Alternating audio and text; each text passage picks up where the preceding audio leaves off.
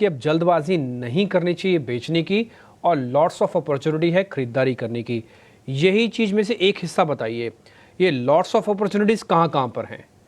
कहाँ-कहाँ पर हमें एक्युमुलेट करें?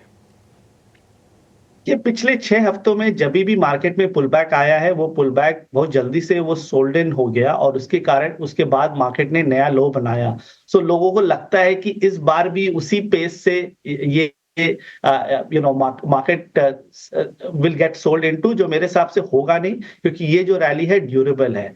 और हम उस सेक्टर्स और उस स्टॉक्स में अभी फोकस कर रहे हैं जो पिछले 6 हफ्तों में ज्यादा नहीं गिरे। और जो टॉप ऑफ द लिस्ट है वो है फाइनेंशियल सर्विसेज, बैंक निफ्टी। अगर आप बैंक निफ्टी देखिए, पहली बार ऐसा हुआ है पिछले 18 महीनों में कि निफ्टी में 10% की करेक्शन आई है और बैंक निफ्टी एकदम अपने एक रेंज में रहा है। वो अपने lower end of the range को टेस्ट किया जो 50,000 के आसपास था, और वहां से हम एक छोटी सी रिबाउंड देखे हैं पिछले 2 दिन में। और मुझे लग रहा है कि यहां से बैंक निफ्टी में 2 से 3 हजार पॉइंट की तेजी आराम से आ सकती है।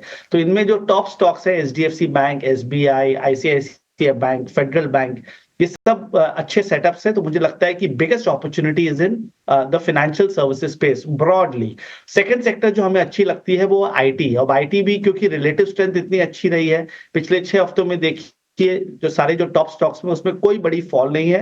और मुझे लग रहा है कि यूएस में जो डेवलपमेंट हुआ है इलेक्शंस का, उसके बाद it will be a big beneficiary in India. So सारे जो टॉप लाइन आईटी स्टॉक्स है वहां अच्छी अपॉर्चुनिटी लगती है। और दो हाई बीटा सेक्टर्स जो हमें अच्छे लगते हैं इस लेवल्स पे, और मुझे लगता है कि इस रिकवरी में अच्छी बाइंग अपॉर्चुनिटी है इन्वेस्टमेंट के हिसाब से। वो एक तो है मेटल्स, जो हमारा पुराना फेवरेट रहा है। मेटल्स इंडेक्स 86-8700 के लेवल से घूम रहा है, मुझे लग रहा है कि उसमें भी बॉटम हो गया है और सारे जो टॉप स्टॉक्स है यहाँ से अच्छे करेंगे।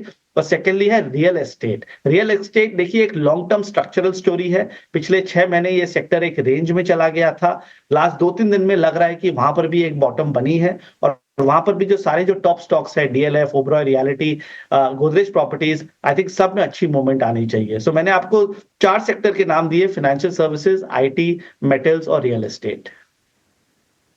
Metals, real estate, IT, financial services और बैंक्स, ये कुछ सेक्टर है जहां पर गौतम का नज़रिया काफ़ी पॉजिटिव है। लेकिन गौतम, हमने अभी अभी बीटन डाउन स्टॉक्स की बात की, तो उसमें डिफेंस, रेलवे, पावर एंसिलरी जैसे कुछ सेक्टर्स पर चर्चा करेंगे। डिफेंस में इन पर्टिकुलर देखिए तो कोचिन शिपयार्ड और गार्डन रीच शिप बिल्डर्स दोनों स्टॉक में अपने 52 वीक हाई से काफ़ी गिरावट दिखी है। यहाँ पर आपका क्या नज़रिया होगा? नहीं, इस इन सेक्टर से हम अभी दूर है और हमारा यही रिकमेंडेशन है कि अभी इस लेवल्स पे यहाँ से दूर रहिए। देखिए, हर चीज का एक टाइम होता है, हर चीज की एक साइकिल होती है, और डिफेंस और रेलवे में एक बहुत बड़ी साइकिल प्ले आउट हुई है पिछले 1-1.5 सालों में। कई स्टॉक्स यहाँ पर 3x 4x 5x होके अब बड़े करेक्शन में चले गए हैं।